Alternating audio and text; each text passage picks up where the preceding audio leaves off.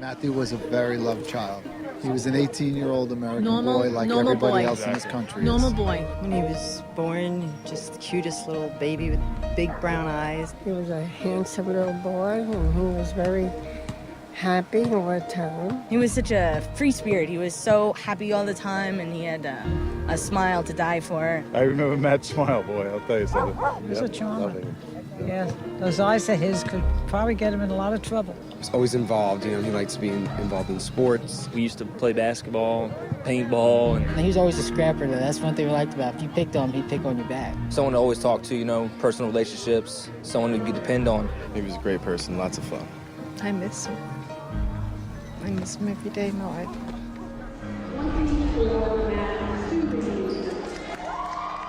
We called him Matthew, we called him Matt. The girls a lot called him Matty, but he was my Matt.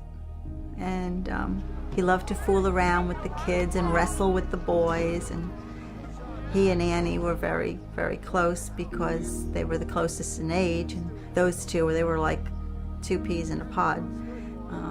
But unfortunately, apparently he was having trouble sleeping, and he was having bad dreams and waking up and starting to have like panic attacks. That's when I said to him, Matt, maybe it would be helpful if you talked to somebody outside of the family, would you want to do that? So I made an appointment with him. So we go in there, and she sits down with us, and after no more than 15 minutes of talking with Matthew and asking some questions, she gives us samples of Lexapro. So I said, what about side effects? I said, what should we expect from something like this? And she says, well, they're very well tolerated. And she said, they could have like headache or nausea or maybe some insomnia. So we went home with our sample pack of Lexapro, and at that point, he stopped wanting to talk. He seemed to be withdrawing more. This was weird behavior for him. Well, a lot was happening at this time also, and he was graduating from high school. Of course, the big plan, the kids always, they go to Senior Beach Week. He didn't want to go. He wanted to go visit his brother. And off he went. The day that he was supposed to be coming home, it was around 1 o'clock. I hadn't heard from him yet. He was supposed to call me when he finally left. Later on, I guess it was after I got off work, I called, and he didn't answer. But a little while later, he called me back, and he said, he said he was almost to North Carolina. It was about 11:30, and I called. He said, I'm fine, I just passed Roanoke. I woke up at around 2:30, kind of jumped up at the clock, and realized he should have been home an hour ago. So I called the cell phone and went straight to voicemail. I kept calling and calling. I'm like, Matthew, answer the friggin' phone. I was like so upset. Fell asleep, woke up again. It was about 6 o'clock in the morning. He still wasn't home. I didn't know what to do. I started getting ready for work. Went to work. I could hardly function. I went, told my boss I have to go home. Get in the door, phone's ringing. And there's this man on the other end, and he said, I'm looking for the family of Matthew Stubing. I said, this is his mother. Who's this? And he said, I'm calling about the jumping.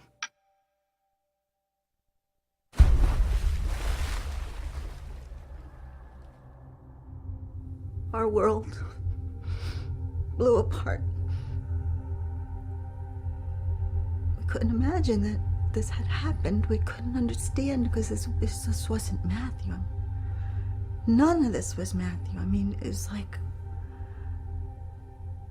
made no sense. It made no sense.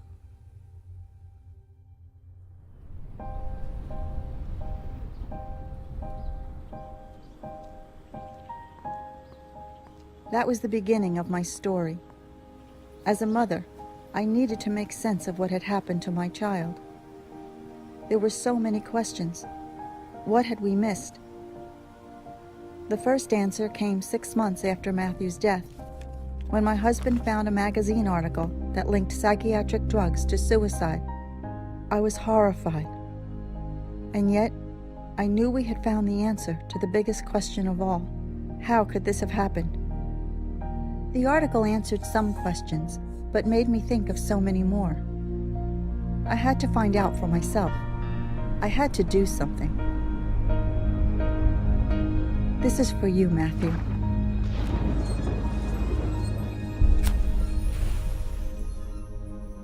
Before, all I had ever heard about psychiatric drugs from the media, at schools, in the doctor's office, was how safe and effective they were. You know, you feel sad and that means you have a chemical imbalance in the brain. Just take a pill and that will help even you out. No problem. But this certainly didn't happen in Matthew's case. Something was wrong with that story, and I needed to find out what. But were there any professionals who could tell me what's really going on? Dr. David Stein, a psychologist who has written many books and articles against the use of psychiatric drugs on children, agreed to talk with me. So I made the 3-hour drive to see him.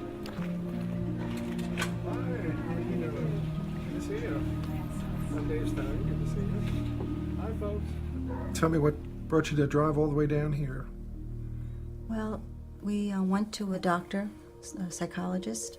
Okay. And my son was diagnosed with depression, and we were told that it was caused by a chemical imbalance.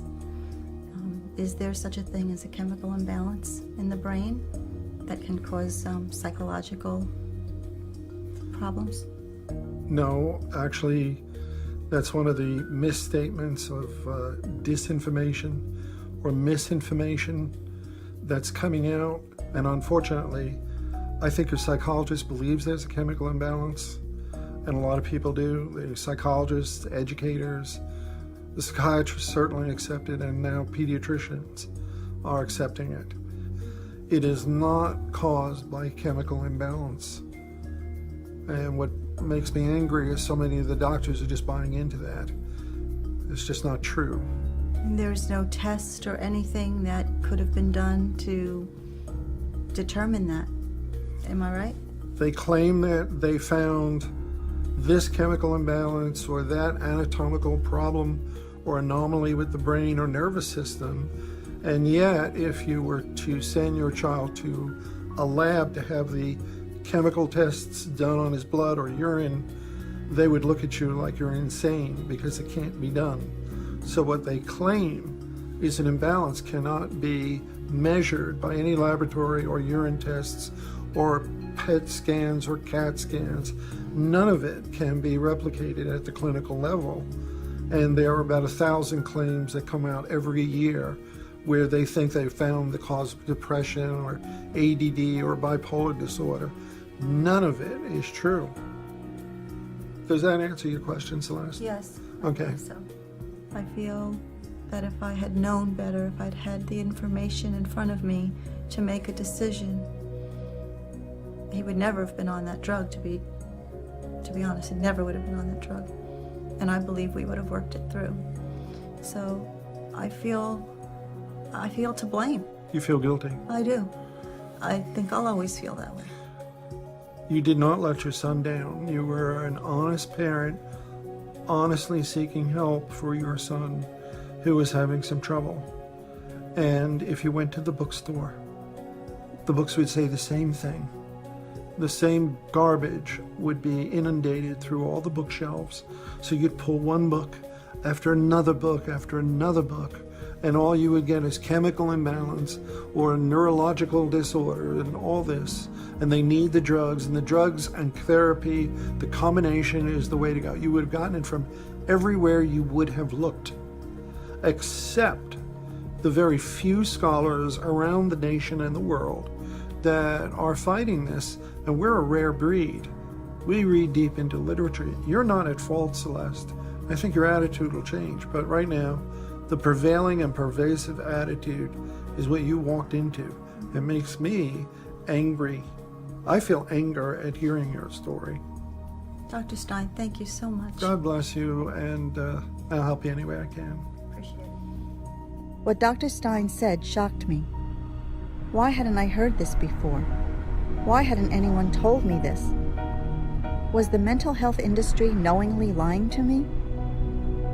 And if they had lied to me, surely I wasn't the only one they lied to. I found out I was not alone.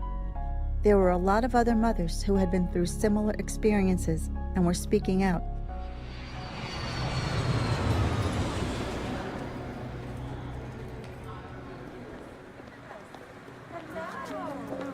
Meeting these women was an opportunity to hear about what had happened to their children and come to terms with what had happened to Matthew. Thank you all very much for being here today. I think this is really important things we have to talk about. And I've met so many wonderful people through this ordeal for all the wrong reasons. And one heartbreak after another. So I know there are so many stories just right here in this room. And I want people to know what this can do to families and to children.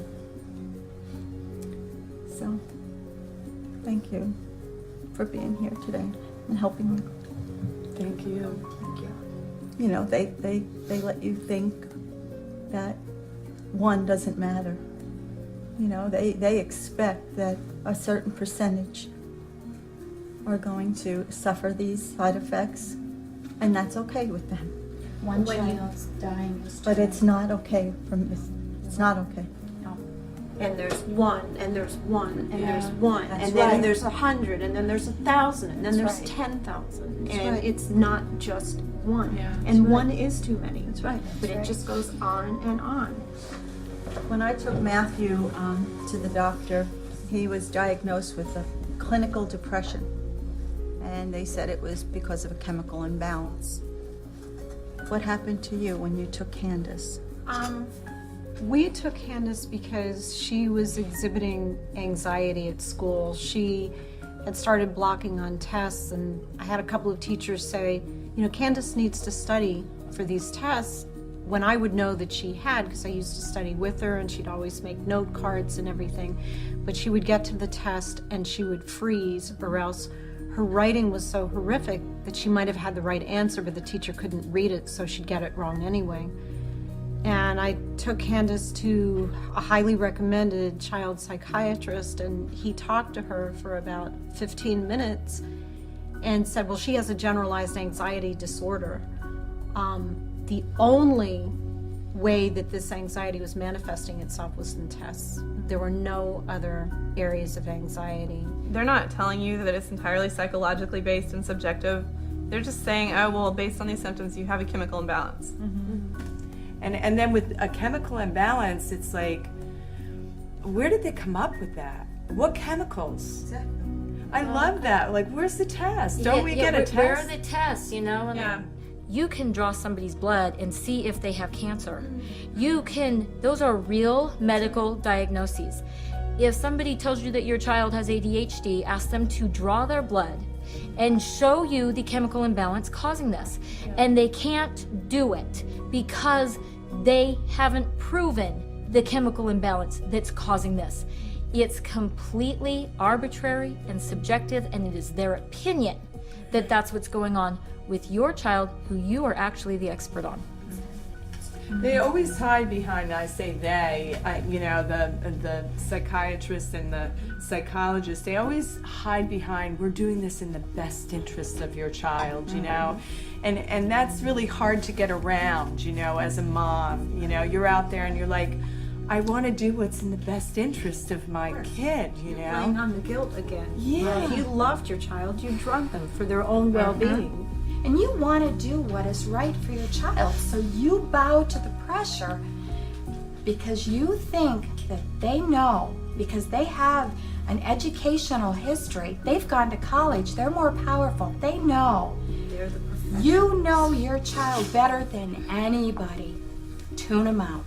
You do what your heart tells you. You don't listen to them. These women were strong, knowledgeable, and determined to spread the word that what had happened to their children could happen to anyone's.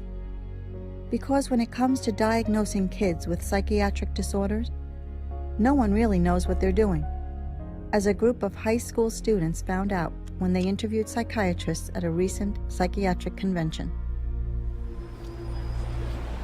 Oh, with all the diagnoses out there, how do you know which one to choose? For a patient? Yeah. The diagnosis? This is a good question. Well, it can be pretty difficult to pick a diagnosis. Psychiatry is not like other fields of medicine, and the diagnoses are sometimes kind of muddy. Yeah, just often pick and mix, so it's not that difficult usually. I pick the psychosis group of diagnosis. We don't always make the perfect diagnosis, but we try to make one and revise it. It's really hard. They're oftentimes wrong half the time. Sometimes we don't need a diagnosis. Oftentimes it's not for us as important what the exact diagnosis is. Diagnosis is based on what is it for. If it's for reimbursement, or if it's to get you off the hook. You develop a list of possibilities as to what the diagnosis might be. Well, asking all the questions in your mind. You can't ask all the questions of everybody. You can't ask everybody all the questions. So you have to do the questions in your mind and ask the right questions, and then you pin down. I don't know if that's the right answer. Whatever your answer is, totally fine.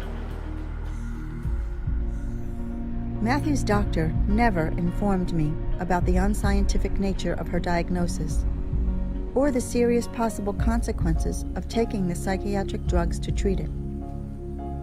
So I went to see the well-known physician and author, Dr. Doris Rapp, to find out what I should have been told.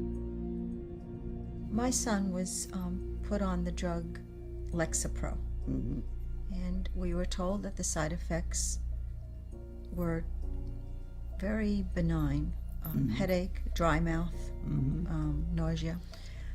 What serious side effects should I have been warned of?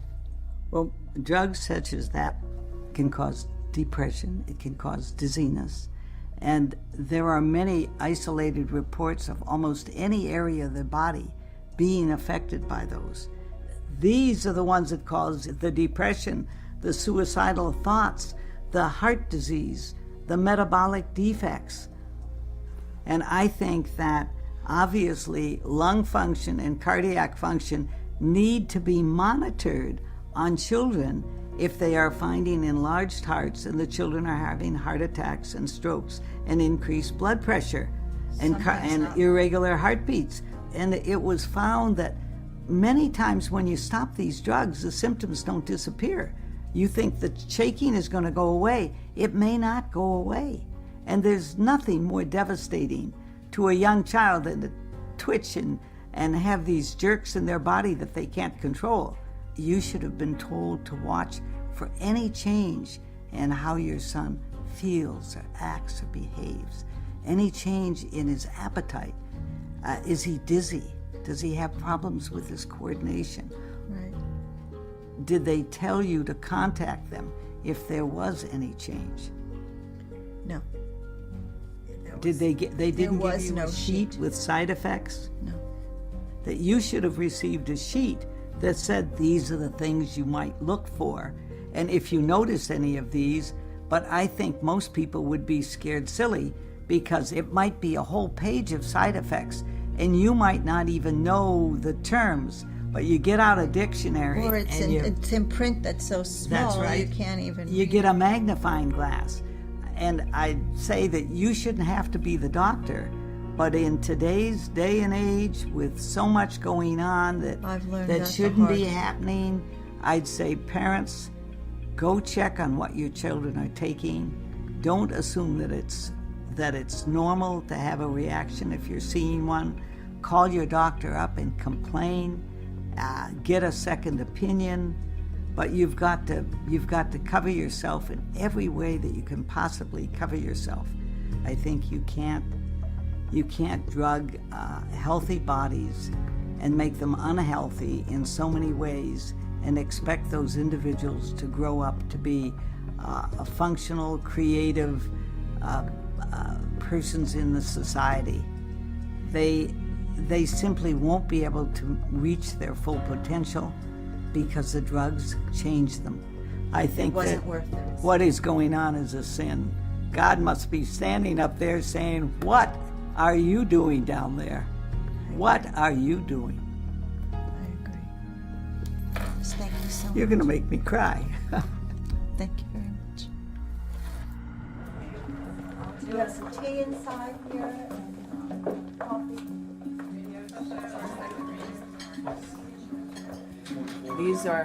These are dangerous drugs that don't cure anything. And the diagnosis of ADHD is it's just epidemic right now. You know, it's so easy to do to label a child that way, and then that label follows your child all the way through life. Well, Shayna was diagnosed as early as first grade. So the school psychologist sent us a letter and stated that Shayna had all the characteristics of ADHD and needed to go to a doctor. So I took the letter from the school psychologist to the psychiatrist with me. 45 minutes later, walked out with a definite diagnosis of ADHD and a prescription in hand. They judged her whole entire life on that subjective checklist and put her on drugs right away. Progressively, she would revert back to where she'd fidget in her seat, and the school would call and say, Shayna's not paying attention again, she's out of her seat, you know. Up the dose. Up the dose, up the dose. February 26, 2001, I received a phone call from the school nurse at exactly 10 o'clock and said Shayna had taken a fall in library. And immediately I went to school to get her, took her to the doctor. I was only a few feet away from her, signed her name on a clipboard. I turned back, and she's having a grand mal seizure. I picked her up in my arms, and I screamed for the doctor, and the doctor said, Vicki, lay her on the floor. I immediately laid her on the floor, but I kept her head right here, and I kept massaging her head and said, Mommy's right here, Sissy, I'm not going to leave you. And I looked into her deep brown eyes, and the last vision I seen was my daughter dying, and there was nothing that I could do to help her. And I didn't know at the time. Does she know? I didn't know. Did she know that I couldn't help her? What was going through her mind while I'm watching her die? And I have no idea. The answers will never be there. But I keep looking back and thinking, I did what was best, what I thought was best at the time. Even though it turned out to be deadly, and I buried my child, I'm not the blame. A week before Shayna died, I took her with agitation, low urinary output, and weight gain, which were 3 red signs. And I took him to the psychiatrist and I said, this is what's happening. And he told me that I was an overprotective, paranoid mother, and what I was seeing were not side effects. And I look back now, and that whole week, she was dying, and we didn't know. And they told us that even if they would have done something different, we still couldn't have saved her. She had too much in her system, and she was dying little by little. So when I say, even if you would have noticed anything, they wouldn't have paid attention. They chose just to ignore me. The psychiatrists, the pharmaceutical industry, they're the people that I need to blame and hold accountable for what happened. And, you know, I look at it now and I just wish I could turn back the hands of time and never put her on the medication, never believed in the professionals, did everything in my life differently, but I can't do that. All I can do is go forth now and talk to people, express the concern, reach my hand out and touch every life and hope it makes a difference. I had no idea that psychiatric drugs could create so many horrible side effects in so many people. An estimated 42,000 deaths every year, whether by homicide, suicide, or overdose, are linked to psychiatric drugs. There was one thing I just didn't understand, though. How could a drug, especially one that was supposed to help, cause a person to take the extreme step of deciding to kill himself or others? Matthew would never have taken his own life. It must have been the drug. But how? I asked this of Pamela Seefeld, a pharmacist and an expert on the adverse effects of psychiatric drugs on the human body.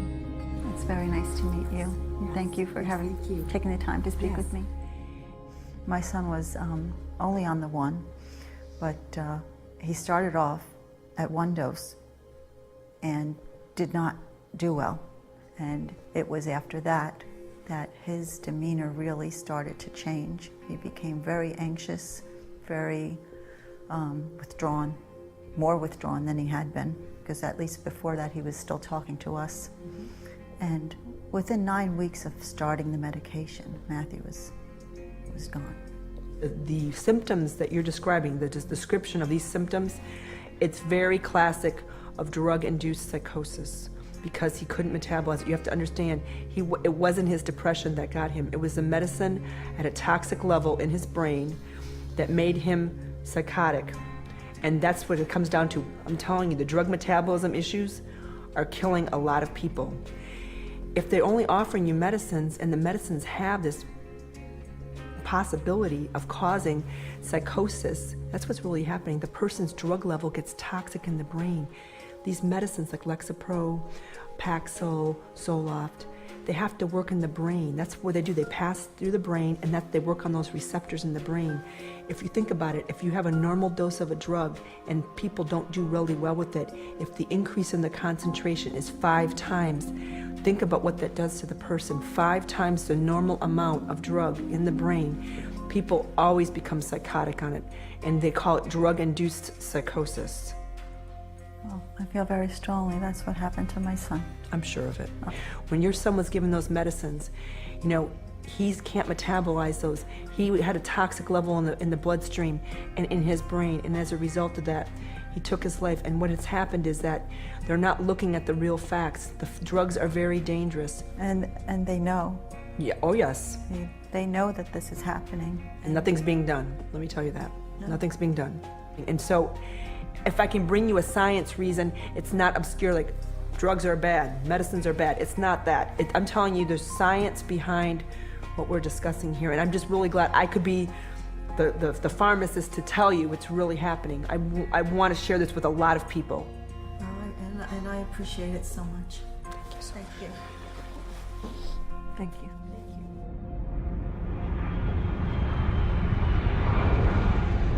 It doesn't take much looking to find some pretty horrible examples of children who became extremely violent after being put on psychiatric drugs. Kip Kinkle, for example, shot his parents, then went to his high school and killed 2 and wounded 23 more while withdrawing from Prozac. Christopher Pittman was taking Zoloft when he shot both his grandparents and burned down their house. And Eric Harris, who killed 13 people at Columbine, then committed suicide, was on Luvox. 9 of the last 13 school shooters were either on or withdrawing from psychiatric drugs, and the medical records of the others are sealed, so we may never find out the truth. But instead of warning us, psychiatrists and drug companies are playing down the most serious side effects and ignoring the rest.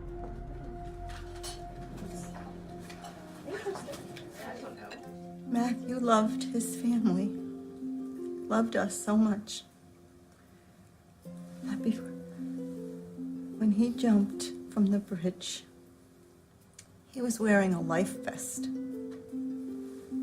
The reason, and he wrote it on a note that he left in his truck, and said that he was wearing a life vest so that he could be found, so that his parents wouldn't have to worry about where he was.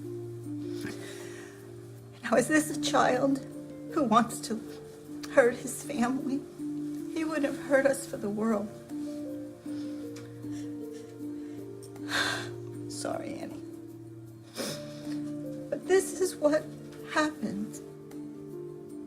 This is what this drug did to my son. It made him someone he wasn't. Matthew, she knows also, because she had a sweet little girl who was only 12 years old. You know. You know what I'm saying? I do know what you're saying, and I still think back to being in that doctor's office and saying, I don't want her on this, and his casualness, his, what are you worried about? And not knowing any different. We've all talked about the fact we just didn't know. But the guilt that comes from watching people give your child medication or giving it to them yourself, making sure they take it because they tell you, don't let them miss a day. That's right. And it ends up killing them. I think about the warning signs that we had that we didn't know were warning signs. I remember sitting there watching Candace go like this, and I said, Candace, what's wrong? And she said, I don't know, I'm just itchy, and not realizing it, that it was that feeling of needles, of burning under her skin, and she was trying to get rid of it, but she was 12 years old and she couldn't tell me. And I'm thinking, oh, it's shaking. Yeah. Showing me how his hands were shaking. And I say telling me that his heart was beating fast. Candace was shaking, and I remember thinking I really should take her to a neurologist because, you know, her hand is shaking. Sometimes it would be hard to hold something. But not knowing that that was a sign that the severity of the amount of medication in her system, I just assumed it was dry skin. And I think about her curled up in her father's arms laughing. And that's my last time I saw my child alive. Who would ever assume that this happy child that is embraced in her father's love with her sister right there would walk up to her room and hang herself from the valance of her bed? And nobody knew it. They were there. Nobody knew it because we had no signs.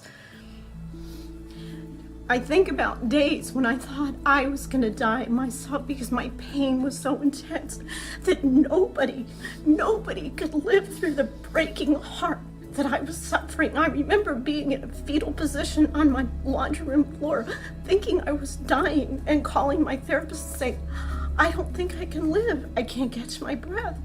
I can't live. And what did keep me living was the fact that I had a surviving child who needed me. And I needed to be there for her because I don't know if I could have done it. And I remember Candace had drawn a little heart on her hand. And in the heart, she had written 911. And then she had covered it with a bumblebee sticker. She didn't know she was going to die. She thought she was going to be saved. She didn't know she was doing this. 12 years old. Oh my. Okay. There's Matt. Matthew was sick, but it was basketball practice. Matthew had 22 points the other night. He was awesome. Matthew's personality was infectious. His love of life was infectious. Everybody wanted a part of it. He was just a breath of fresh air, like sunshine, and people loved being around him. He was outgoing and always smiling and funny and, you know, playful. Matthew was a friend to everybody. You know, he'd play with anybody, young or old or this or that. My first memory of Matt was in the 3rd grade. We had the same teacher. We really became friends in 3rd grade when we had a class together. The first time I had ever met him actually was at a high school football game. And we hit it off instantly. I remember one of the first things I remember about Matt and the Steubings. I remember coming home and telling my dad that they're all a bunch of angels. He was so much fun. He taught me how to skip school. He was always supportive, like, if there was anything wrong, he knew how to pick you up. We were on a basketball team together. We played basketball together all the time growing up. We spent hours next to each other, ribbing each other, and by the end I was just proud as I could be to finally, you know, at least in one of the games I beat him.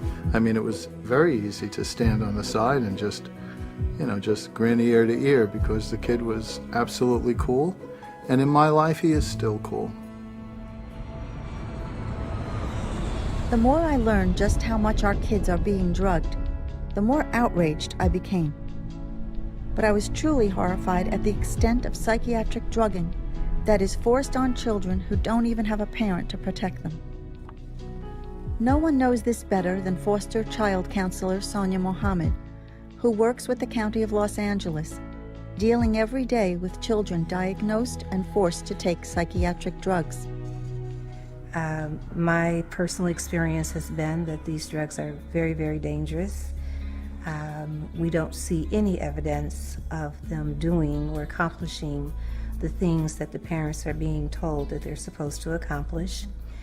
And unfortunately, there are many stories like yours, which is so unfortunate. My heart is with you and your family that you had to experience this, because no one is really listening to any type of alternative conversation regarding this. It seems that foster children are much more likely to be medicated than, say, other children. Why is that? Several reasons. The main reason being is we don't have time to deal with you. That's my take on it. So what we'll do is shut you up and we'll shut you down. That's basically it. Most of the kids that are placed by the Department of Children and Family Services, they're there because they were removed from their homes because of abuse, whether it be emotional abuse, physical abuse, sexual abuse, a combination thereof. It doesn't seem to occur to the system that this kid is scared. This kid, if they're a victim already of abuse or of some form, that they already are traumatized. And so many of the kids are immediately, in some cases, referred to the local psychologist and diagnosed with something. And then as a consequence, then the drugs are recommended. What I have mentioned to some people before is that I have been in homes where I saw the kids' files piled up in a worker's arms, the files taken to the local psychiatrist. The psychiatrist write a diagnosis, write prescriptions, and they've never even seen the child. Based on what they've read in the file? Based on absolutely nothing, because there was nothing but the managers or whomever case workers' word that this kid is acting out. So we don't even really sometimes have anything in writing other than they're not cooperating with the program, they're crying too much at night, they refuse to go to school in the morning, and that sort of thing. Just verbal information, not even any notes that the psychiatrist can actually follow. What type of diagnosis are they giving? Are they calling them ADHD? Well, always ADHD. Everybody is ADHD. That's the beginning one. And then bipolar, and then manic depressive. For foster kids, it's disastrous because many of them, they're bouncing from home to home, school to school, and they're not learning. And so, of course, they're learning disordered, and all of them are emotionally disturbed, and all of them are ADHD. And I would probably say in Los Angeles County alone, we have probably about 50,000 kids in the system. And I would be willing to In the foster care system? Yes, in Los Angeles County alone. We're not talking Orange County, any of the counties up north. What percentage of those do you think are on drugs? I would be willing to say from experience well over, somewhere between 50% and 75%. It's astounding. Thank you so much for everything.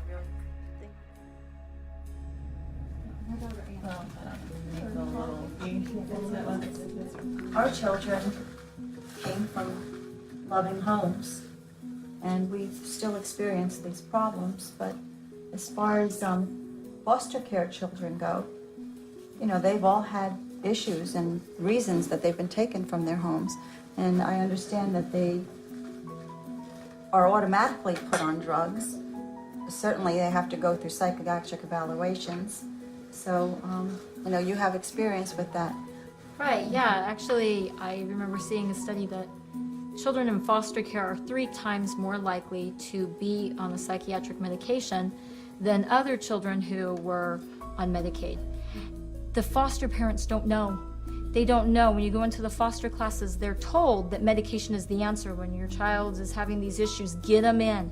Get them in. Those are the exact words. Get them in fast so that you can get their medication adjusted.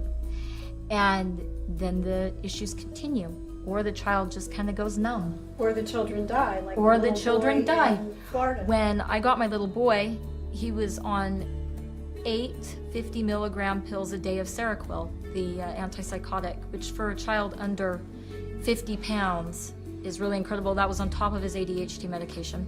He was so drugged and so violent, I was actually afraid of him, and we would hide our knives at night, our kitchen knives.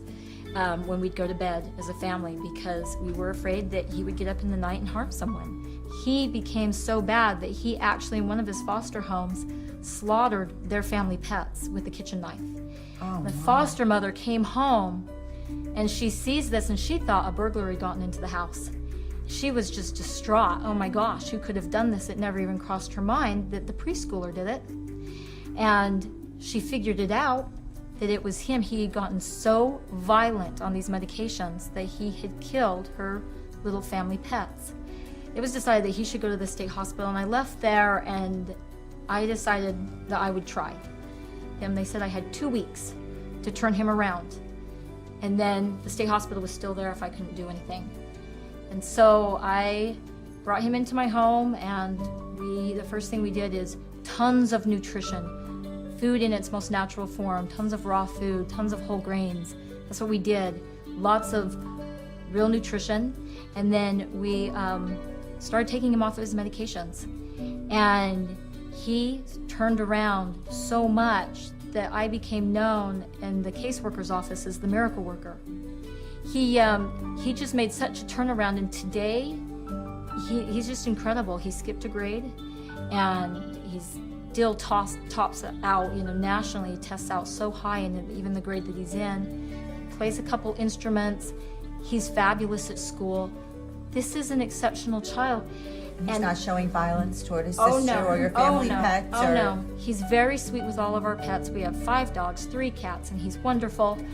And it's just incredible to me how many children out there are in his exact shoes and will never There aren't enough know. people like you to care. And the doctor can just blame it on trauma.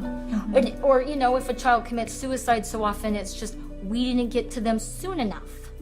That's what it is. We didn't get to them soon enough. Because that takes the blame off of them completely. Or like my son's psychiatrist said when her patient shot himself, where'd he get a gun? No, looking introspectively, where'd he get the will? So it's just somebody else's fault. It's never the medications that I prescribed. Or like it was an everyday occurrence, and I was just sitting there flabbergasted and thinking to myself when she said, when she was finally, it said that he was okay to come off all his medications, and with his Seroquel, she said, wow, I am just so glad to see that he can still imagine and play, because so many children who are on this medication for any length of time lose that ability to play anymore. And I was just shocked and thought, how do you sleep at night? I can't imagine taking somebody's creative ability from them. What could possibly be worse than making somebody into someone who they're permanently like a scarred? zombie. Yes, they're a permanent zombie. What could be worse than that? Tell me a disease that you would rather have than that. The situation with foster care is truly horrible. As I soon found out, not only are thousands of children drugged every year, but sometimes the results are fatal. I flew to Florida to meet with Michael Friedland, an attorney who represents foster kids damaged by psychiatric drugs, including 16-year-old Emilio Villamar. Good morning, Celeste. Very nice to meet you. I'm glad you're able to make it. Michael. Thank you. Thank you for having me here. My pleasure. How common is the use of psychiatric drugs in the foster care system? The drugging of children in foster care, I understand, is a way too common occurrence because it's a simple fix. Foster mom or foster dad or social worker says we have a child who won't sleep through the night, or a child who's waking up with night terrors, or a child who's misbehaving or redirecting their frustration on other childs, or using their hands to hurt, not help. And instead of sitting down and working with that child and taking the time to say, what's causing them to act out? No, we're not going to worry about that. We have a fix. Give them this pill. They're using these poor children who are coming from incredibly difficult environments as guinea pigs. With no one to protect them. With absolutely no one to protect them. And that's why they prey on them. Because there's not a mom or dad there that can say, hey, no, I'm not going to let you test this untested, unproven drug on my child. So let's test it on children that don't have someone to be their voice. Oh my goodness. You represent the mother of Emilio Villamar. Can you tell us something about his story? Just like your son, Emilio was a vibrant 16-year-old boy, played water polo, excelled at school, had lots of friends, came from a great family. Everything was wonderful in his life. And he had a bad situation in school one day. And Mom got worried because he wasn't acting like himself. And Mom, being a very concerned mom, took him to see a doctor. And the doctor, without really any kind of diligence or any kind of thought, put him on a varying combination of different incredibly powerful antipsychotic drugs over the next 12 months, leading to a cardiac event that led to his death. My goodness. How many drugs was he on? Over the 12 months that this physician treated him, he was on 17 different drugs at different times, in different dosages, and in different combinations. Oh my goodness. And those drugs killed him. Right. I believe that. I believe that's what happened to Matthew. Not knowing all the facts of Matthew's story, there's no question in my mind that the drugs played a role. I mean, these drugs are dangerous. They're dangerous for adults, let alone children. And they're being prescribed recklessly, they're being administered recklessly, they're being promoted even more recklessly. Michael, thank you so much for what you're doing and for letting me come in here and speak with you today. It's my pleasure. Again, sorry for what you had to go through.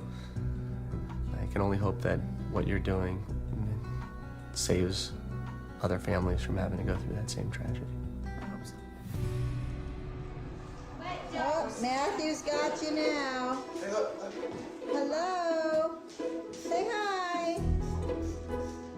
When he started taking that medication, it was like something dark came over him. There was definitely a difference within a month there of kind of just a huge wall went up. He wasn't really talking a lot, kind of tight-lipped. Just becoming more detached. He became more isolated, wasn't at school a whole lot. He was skipping school a lot more. He was losing a lot of weight. He's spending way too much time downstairs in the basement, you know, watching TV, and doesn't want to do anything. We had come up to the door and asked him if he wanted to go to a movie or go out to lunch or do something to get out of the house, and he was very short. I didn't want to do anything. He told me to get out of his room and close his door. And he never said that to me before. But it's like he wasn't comfortable in his own skin. It was like he had 50 cups of coffee and he was starting to get spooked about who's here and am I safe, and all of these things that were almost like playing mind games on him, if you will. He just didn't feel like he was in his right mind anymore. He didn't understand what was happening. He thought this medication was supposed to be helping him. And I remember recognizing the look on his face as, it's hard to describe, that nothing is okay. You know, there's no future, just complete despair and sadness in his eyes. In the last few weeks, I've had to face the fact that all this drugging of children isn't happening by accident. The drug advertising is everywhere, and it's obvious. But the real surprise was to see how heavily psychiatric treatment is being pushed in our schools, right under parents' noses. This wasn't the case for Matthew, obviously, but I do know that they are starting to screen children in school for mental problems or things that they perceive to be mental problems anyway. Sheila, you have experience with that, don't you? My son was 7, and he was in school, and I was getting a lot of phone calls from the school about his behavior. So they did this checklist on him, and I didn't know anything about this checklist, but I took it home and I had to fill it out, and it was all on his behaviors. Does your son get sad? Does your son, just simple little questions that any child would do. Any child would do. So based on that checklist that I filled out on my son, and they filled out, they diagnosed him off of a checklist that he had ADHD. And I was devastated. I was like, oh my God, what does this mean? My son's mentally ill, you know? He's only 7, you know? And You had no experience with that beforehand, right? No, my son was, you know, very talkative. He started talking at 10 months, and he was all personality. And I could remember sending him off for the first day of school. I have the pictures. He was so excited to go to school. But then all of a sudden, when they got him on this behavioral chart, he hated going to school. And he came home and he was upset, and he just didn't like school. He hated it. And at 7 years old, to hate school, that's a crime, actually. And then they said, you know, you really need to try him on ADHD medication. And I was like, I don't want to do that. You know, I'm not doing it. You know, the bottom line is I had no idea how subjective that checklist was. If I had known, if somebody had said, this is just our opinion, you know, it's not really a medical diagnosis, I never would have filled it out on my own son at 7. Do the parents know that this is being done in the school? Do they have to give permission for their child to be screened? Or are they automatically being screened? The way they do it where I live is really pretty backhanded. What they do is they come in and talk to kids in high school. So, are you feeling kind of anxious? Right. Have you broken up with a boyfriend and it's made you sad? Why don't you take this screening and we'll see what the underlying problem. They're teenagers. So the kids have to bring a form home. It does have to be signed by the parent. But the parents say, okay, honey, if it would make you feel better, go ahead and have it done. I had a friend whose daughter went through this. The screening gave her a diagnosis. Now, this is from a computer check-the-box screening. Gave her a diagnosis of depression. So then she took home a paper. Look, Mom and Dad, I'm depressed. And they said, no, you're not depressed. So then they took her to another doctor who then thoroughly evaluated her and said, oh, she's not depressed, she has ADHD. And they put her on medication for ADHD. And the mom said to me, but I'm so glad she had the screening because now we know she's not depressed. Oh. They treated it the same way. They did treat it the same way. They did. What they do in my son's school is they do pretzel breaks. They come in, the school psychologist comes into the classroom and we're gonna talk about how you feel. And it could be in science, it could be in math, it could be in any class, so you have a captive audience. Your child is just there and has no ability to say, I want to opt out of this, you know. And then they give out pretzels to the class and there's like, how are you doing? How's things are going at home? Have you ever felt like killing yourself? Have you ever? And all of a sudden they're in the classrooms in math and science, and that's what I have found in my school. And you know, the bottom line is it's like they're taking a big net and they're just gathering up the children with these questionnaires.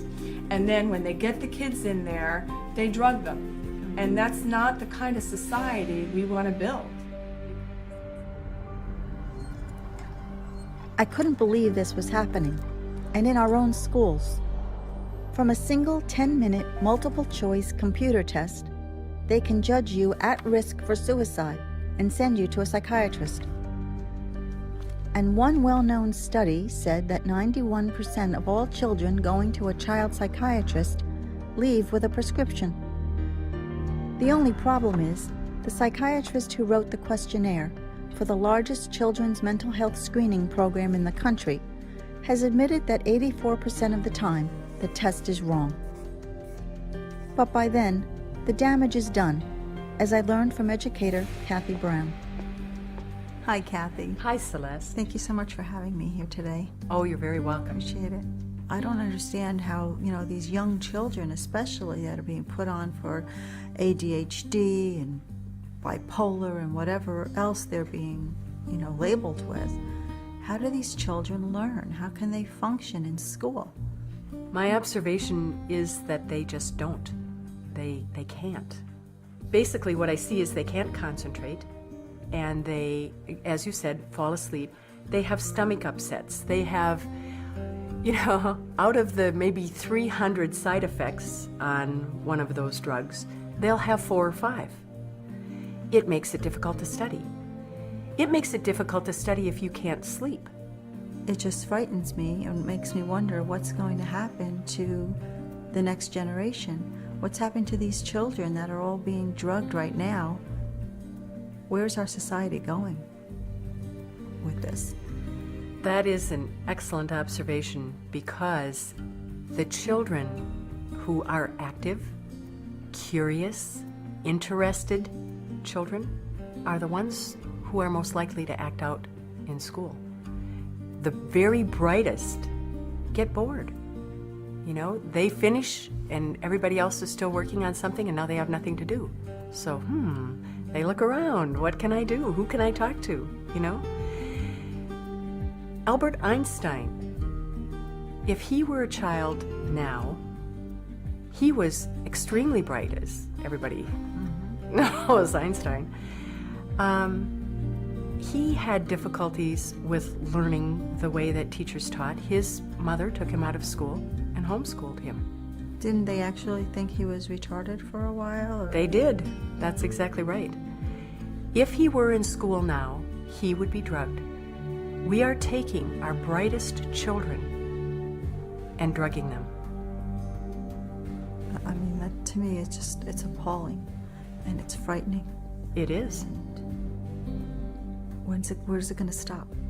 I don't see it stopping unless we do something about the drugging of these kids.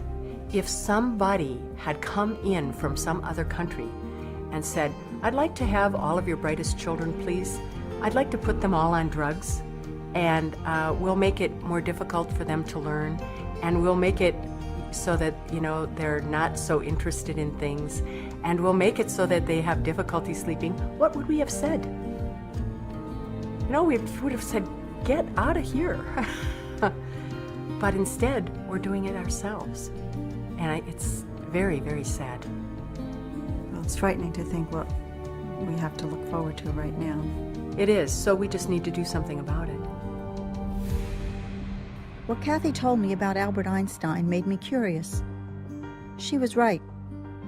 Einstein was very quiet, didn't do well in school, and didn't even speak his own language fluently until he was 9. His parents thought there might be something mentally wrong, but they didn't do anything to him.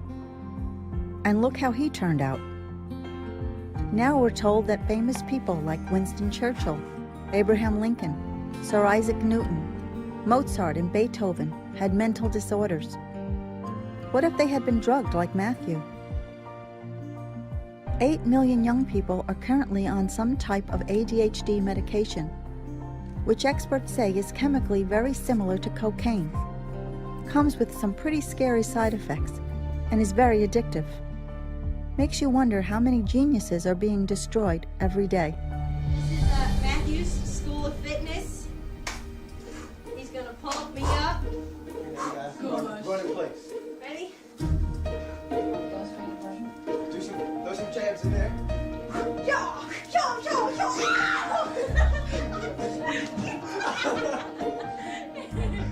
When I heard the news of my brother's death, I couldn't be more shocked. I was at home. I think it was a Saturday night. I was hanging out with a friend. Friday night is when I found out. I was on my way back from vacation when I found The out. phone rang at about 4 in the morning. My roommate waking me up 5:30 in the morning on Friday, telling me the police were there. I didn't believe it. I thought it was the worst joke ever. I just didn't believe it. I said, that can't be him. It's a mistake. I said, Dad, it's a rumor. That's crazy.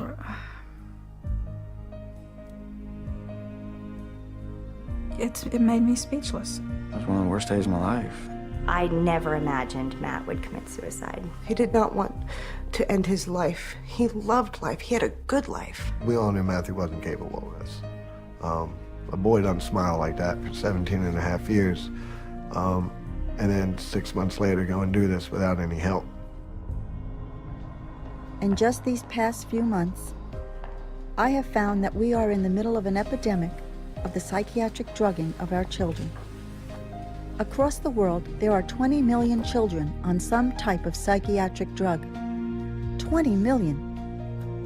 And as shocking as it might seem, psychiatrists at a recent conference even admitted that they are diagnosing children at younger and younger ages. From your personal experience, what's the earliest age that you could diagnose a child with a mental disorder?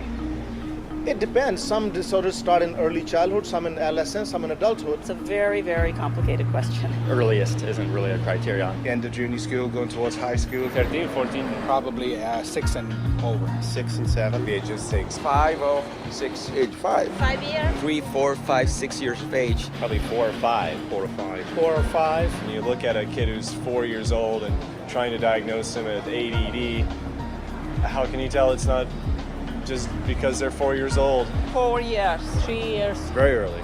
2, 3, 4. 2 or 3 years. The age of 2 or 3. 2, 3. Toddler. Before 18 months. They can actually see signs as early as the age of 1. It's a few months probably. Babies. The newborn. Newborns. In the uterus. Pre-birth, that's what we wish. Psychological problems start even when you are in the mother's womb. It's disgusting that anyone would even think of giving a mind-altering drug to a young child with a developing brain. But what about the children drugged before they are even born?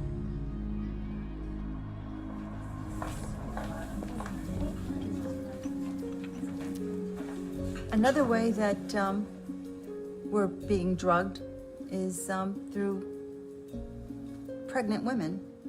If they were to go in and have any type of,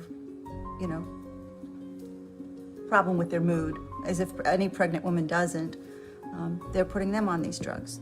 And Kristen, you've had firsthand experience with this and a terrible tragedy as well. Right.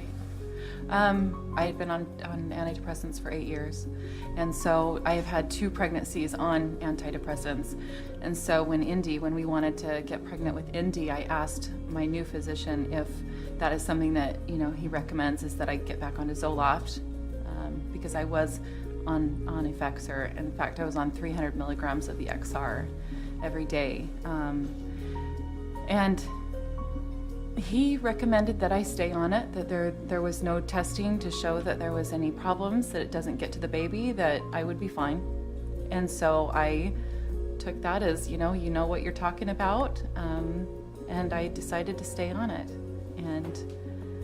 And then went into labor 2 months early. They stopped the labor.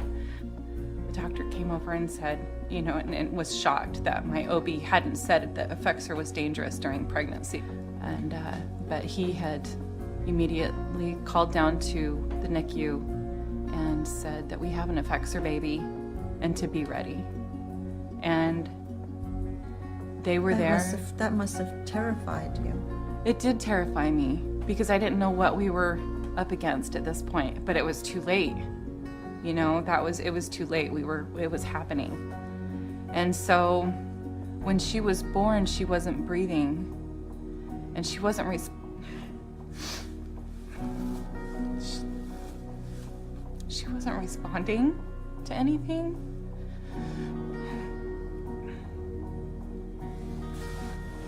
And at that point, when they finally did get her to come around, it was almost like that part of the damage that I had done was over, that it was okay. Oh my gosh, she's safe, she's okay, she's breathing. And no doctor told me that, through the breast milk, could she be getting any kind of the medication. We were in and out of, the hospital because she had severe problems with jaundice. She had severe problems with vomiting. She was lethargic, and she would eat maybe 5 to 10 minutes and then fall completely asleep, to the point where we would have to jottle her over and over and over again just to get her to be coherent enough to eat again or want to eat. She wasn't gaining weight. We came up, the pediatrician wanted to put her on medication, and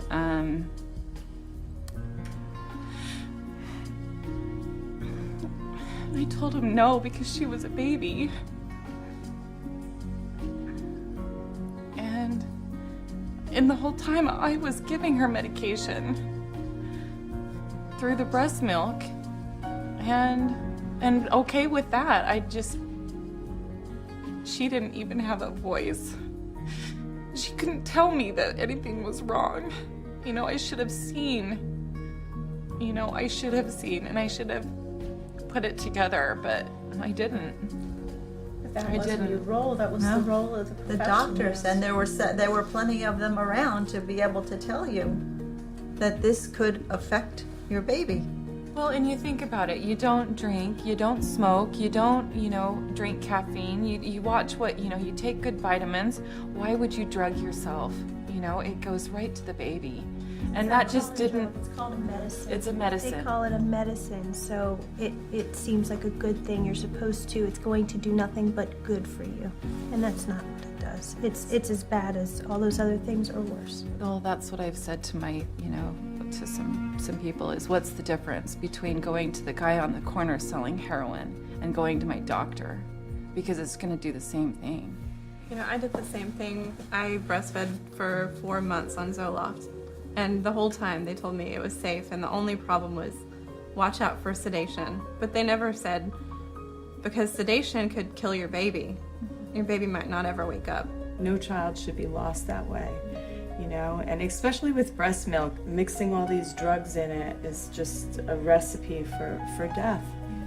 It really is. If you think about it, you wouldn't go to the store and buy a bottle or a can of formula that says, with Zoloft, feed this to your baby. You wouldn't. Nope. Yeah, so I think of, and what I think of is all those babies that have been, claimed SIDS. How many of those mothers have been on medications and just don't know any better? I know they're out there. Of course they are. Of course they are. And there'll be more. There'll be a lot more, unless they are informed. It's hard to think of a story sadder than Christian's. And what's even more outrageous is that pregnant women are increasingly being targeted by screening campaigns that can get them onto psychiatric drugs.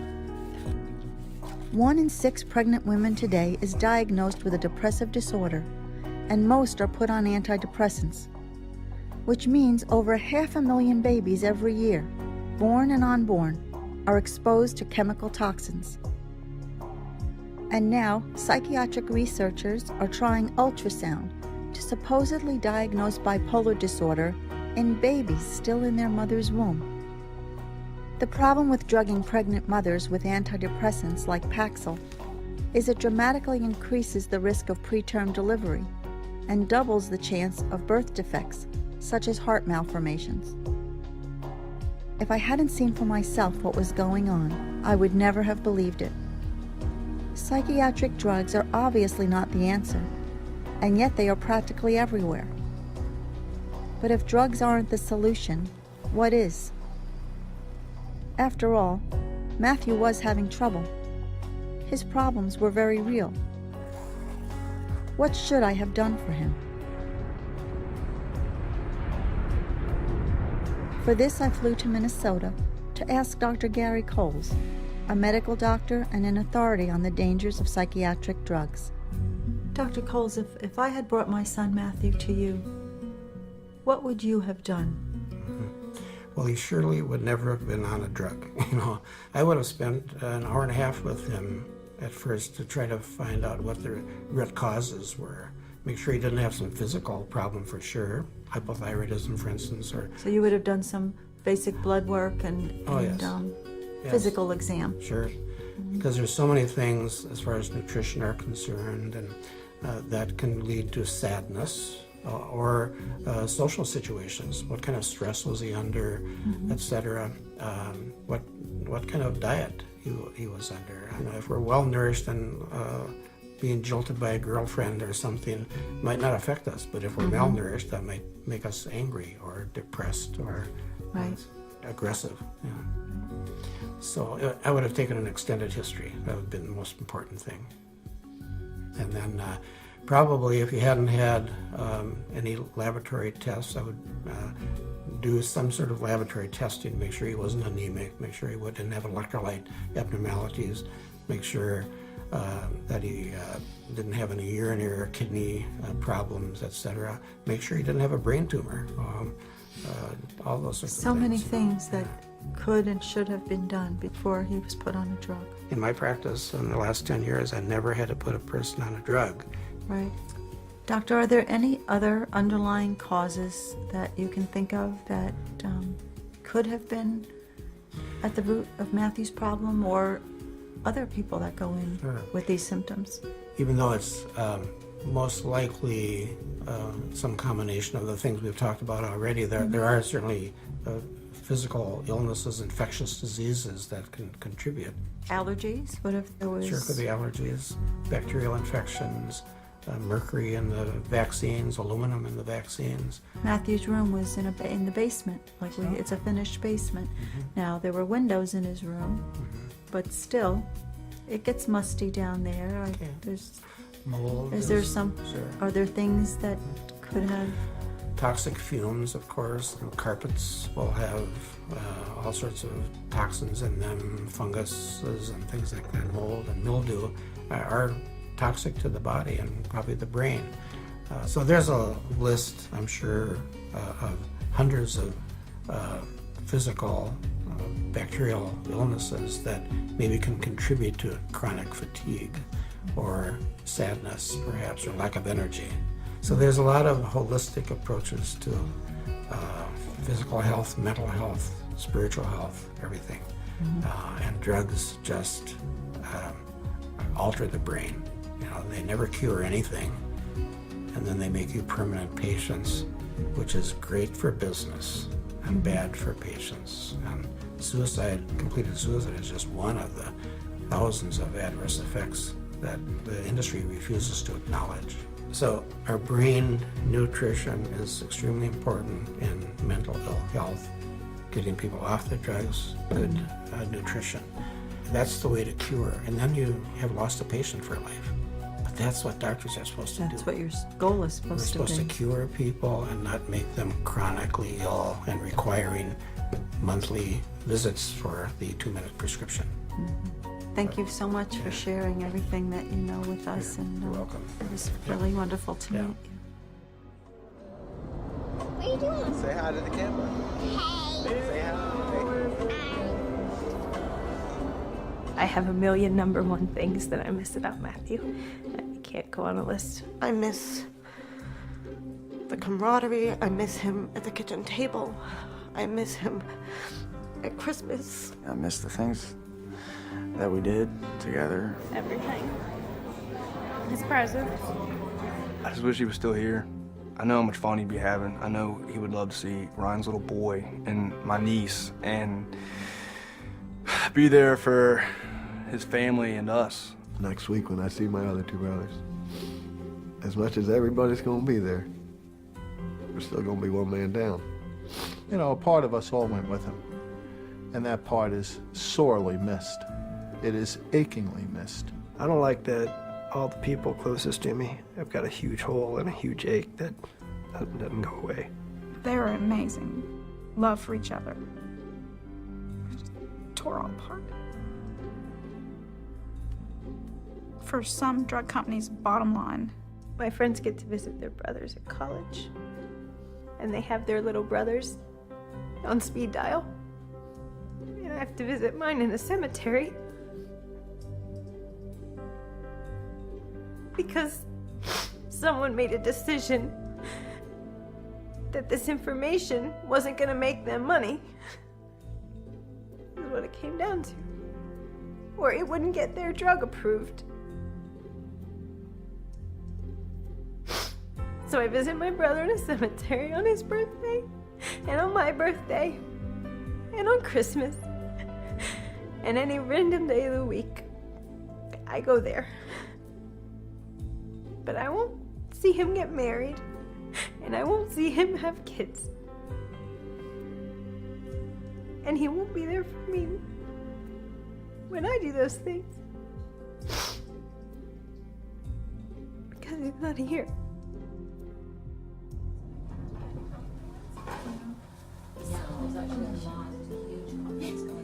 We've talked a lot about the devastating side effects and of these psychotropic drugs, what they've done to us and to our families, and how we've had to live with the effects of them.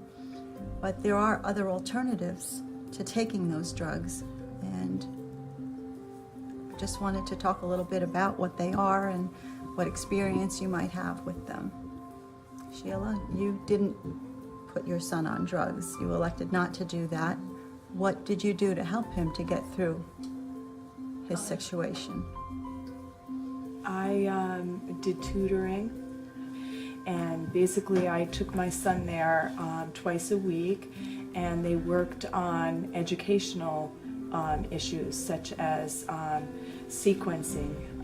What I found out was that he had a real problem with his language. So it was like a very positive approach to his behavioral issues, because they were underlining educational issues that were not being addressed in the classroom. He needed more one-on-one, which he wasn't getting. So it was probably making him feel inferior, or, this way, this helped to boost his confidence and made him do better in school. He did much better in school, and it really helped his self-esteem, and I saw a big improvement. So I did a lot of the educational resources. And I was just going to add that some students, like in the way the classrooms are, they don't necessarily fit in well, and a lot of parents are now doing homeschooling because their children don't have the pressure of what the school system wants, and I think that for some people that's a really great solution. They say exercising is a wonderful way to relieve the stress and to... There is a study that I found one time that was talking about how great exercise is for you. And when I looked into the study, I found out that they had a group with medication and a group with exercise and medication, and then just an exercise group. The exercise groups did the best, but it's promoted as though they're equal. Right. And it's very deceptive because they're not equal. The exercise worked in the study and the medication did not. It made him worse. Why not take the kid out onto the playground and let them play for 5 minutes? This may be a child who is just wired to need a little bit more physical activity, like your daughter. Let Run around him with a ball or climb on the monkey bars. Let him go do that for 5 minutes and then return to the learning activity. It doesn't have to be a fight to make our children learn, for our children to function in everyday society. If that's what that child needs, and let's find a way to give it to them. Let everybody be right, so that we can all function here. So there's so much we can do. It's nutrition, it's exercise, it's stuff that our grandparents would have used. Too, because that's what I did with my son. Start putting a lot of vitamins, all the B vitamins, and nothing else, no medication, nothing, and he heals so fast, unbelievable. Well, that's another thing. We need to look at blood tests. We need to check for, like you said, medical reasons first. We need to look at what alternatives we can use and not go with medication. There's so many things we can do. We brought up so many points here, and none of them involving medication. Matthew's got the ball. Go get in! He's gonna take him to the hole. He's gonna smoke him. Come on! And the crowd goes wild! And little Stu buries his brother, 22-20! He was my little brother. I remember the day that he became not so much cooler, but just my equal. Like, I remember the day where everything flows downhill, you start beating up your little brother, but I remember the day that he actually looked at me and said no more. And we started looking at each other as equals. You want to go on vacation, you want to do this together, you want to do that together, and just, he started becoming my best friend. And he shouldn't have been so on these pills that it fucked him up. I mean, like, one day he's way happy, and then the next day he's just way out of his mind, sad, and I'm just like, what's wrong, man, what's going on? And it's just, one day we're best friends, and the next day he just don't even know who he is anymore. I didn't know what to do, so I just leave him alone. I tell him all the time, I miss him. I miss him. I wish he was here. I wish we didn't have to do this shit for him. Like, it just sucks, man. I don't like it. I don't like it. I don't like what it's made me. I don't like what it's made my family. It's destroyed us, man. Like, in a sense, it's grown us tighter as a family, but in a sense, it's just fucked everything up, man. It's just ruined everything. Oh, fuck.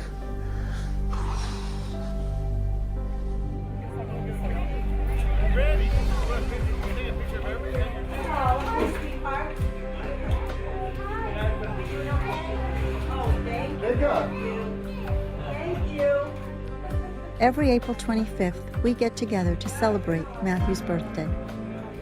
We make a cake, share fond memories, and remind ourselves of how lucky we are to have known him. We love him, we miss him, and we are so grateful for all of you who have supported us through this. You could say it's our way of healing, but the pain never really goes away. Of course, we aren't the only ones. There are all the brave women I had met who continue to speak out in spite of the emotional hurt it must bring them. They were all so moving. Sheila, who fought her entire school district for the right to leave her child unmedicated. Irma, who got her son out of a psychiatric hospital where he was involuntarily incarcerated after a mix-up of medications gave him hallucinations. Matthew, whose daughter killed herself while on psychiatric drugs given to her only because she was nervous before tests. Vicky, whose poor, sweet little girl died in her arms. Amy, whose violent drug reaction toward her own baby should frighten any new mom. Christian, who was assured she could take psychiatric drugs while pregnant, and whose baby, Indiana, paid the ultimate price. Karen, bringing her foster children back from the depths of psychiatric drug toxicity. And of course, my daughter Annie, Matthew's sister and best friend, without whom I couldn't have made it through this process. These are my friends, and if there's one lesson I have learned from them, it's that as parents, we are the last line of defense for our children. Because when something goes wrong, the mental health professionals are never around to pick up the pieces. Our children need us, and yet, in a strange sort of way, we need them even more. All of us have one thing in common, and that's that we love our children. What's so great about your kids? What do you love about them the most? I love that they're unconditional. They unconditionally love. Doesn't matter if I have a bad day or a good day, they're always there to make everything better. They're so innocent. They come to you, they hug you, they kiss you, no matter what's going on around the world. And as a parent, that's the most beautiful thing we can receive, a hug from our children. I think they're trusting. They trust you. They're innocent. And they think you hung the moon, I don't know. Yeah. Until someday it turns around and it's actually they that hung the moon. My niece and my nephews are the most fun, and it's like they make you feel alive more than you feel on your own, more than you feel when you're with a bunch of adults. They bring out the kid in you all over again, and you can laugh with kids and have fun with kids. I like how they're never worried about anything. They're just always laughing and playing and. I hope they get a little bit older, because I don't know how many times I've said to Caroline, honey, just breathe. My kids are my reason for living. And I thank God every day for Caroline, because she was the driving force to help me move forward, and for teaching me to be strong. Because if I needed Caroline to be strong, I had to be that example of strength for her. It's the way with my sons too. They gave me the strength to be a better person, be a better parent, and to, just the smiles. I think our children come and they have lessons to teach us, and I'm such a different person now than I was before. They teach us a lot of good values in life. I kept thinking back to my children and what the other mothers had said about theirs.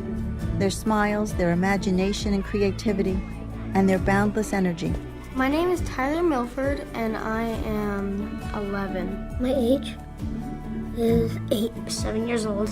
Actually, just make that 7.5. I'm 8 years old, and I want to be a chef at a 5-star restaurant. I'm going to be an orthopedic surgeon. When I grow up, I want to be a geologist. I would like to become a professional basketball player. Professional clothes designer. I want to be a musician, a actress, director, a teacher, dancer, and a singer. I'd go for speed skating if I wanted to. I'm really good. I just want to keep practicing and practicing until I know I'm perfect at it and then do something big. Yes, I plan to get an Oscar. I was hoping that it would be like the funnest thing that I would do in my life. Losing a child is the worst thing that could ever happen to a parent. Children are not just another market segment for psychiatry. They need protection, they need guidance, they need love. They don't need psychiatric drugs. And I'm going to tell that to as many people as I can.